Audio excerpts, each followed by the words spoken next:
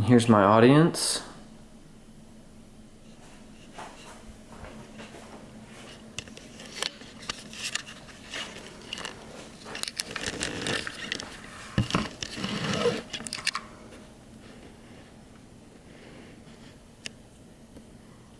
Hi, my name is Josh Geiger. I'm a senior horticulture student at Texas Tech University and an adamant researcher of diet and planetary sustainability with over 5 years of research in these fields.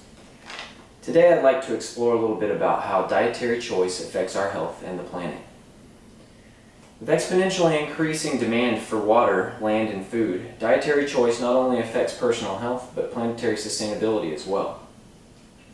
This speech will address current research on diet and health and compare statistics on land and resource usage for animal and vegan food production systems. I'd like to begin by sharing an excerpt from the book, The China Study by T. Colin Campbell. This is Campbell's take on a conversation written by Plato between Socrates and Glaucon. Socrates and Glaucon discuss the future of their cities. Socrates says that cities should be simple and citizens should subsist on a vegetarian diet, and thus passing their days in tranquility and good health, they will, in all probability, live to an advanced age. But Glaucon replies that such a diet would be only appropriate for swine, and that citizens ought to recline on couches and have usual dishes of dessert and meat. Socrates then says, "In this city of luxury, we shall also need great quantities of cattle for those who wish to eat them, shall we not?" Glaucon agrees. Socrates then says, "Then shall we not experience the need of doctors also to a much greater extent under this regime?" "Yes, indeed," Glaucon says. Socrates goes on to say that this luxurious city will be short of land because of the extra space needed to raise livestock. This shortage will lead to competition for land, which could precipitate violence and war, and thus a need for justice. Ultimately, he suggests that doctors and lawyers will become the norm. Plato made very clear in this passage, written almost 2,500 years ago, that we will eat animals at our own risk. We have come to a time and place hauntingly reminiscent of Glaucon's luxurious city. So let's explore some current research on diet and health. Current research strongly suggests that the consumption of animal products is the main cause of heart disease, diabetes, autoimmune diseases, and many cancers.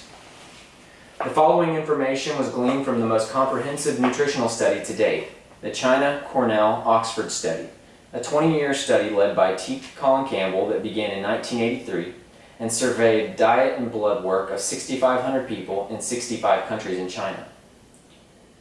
This survey showed that cases of heart disease, a variety of cancers, autoimmune diseases, obesity, and diabetes were significantly more prevalent in countries where animal products were consumed in higher quantities.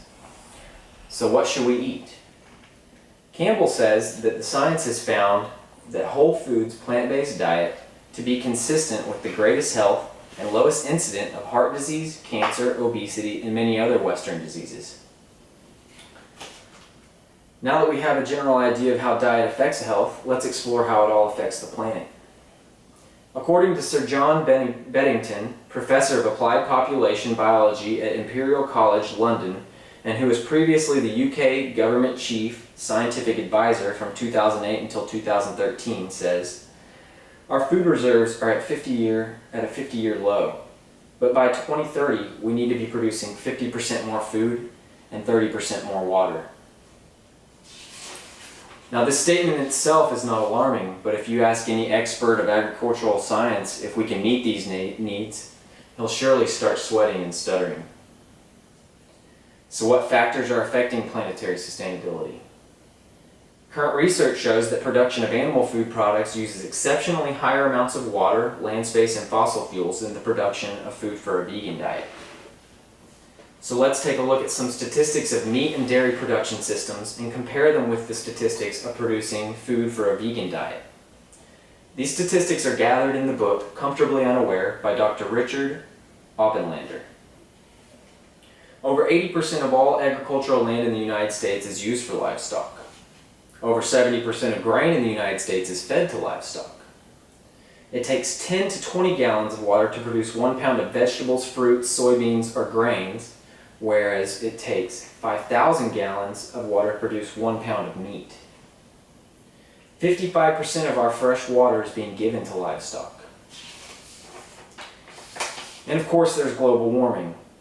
In the words of Dr. John McDougall, it is no longer news that livestock are a major contributor to global warming, accounting for 18% of global warming gases, more than the 14% contributed by all forms of transportation combined.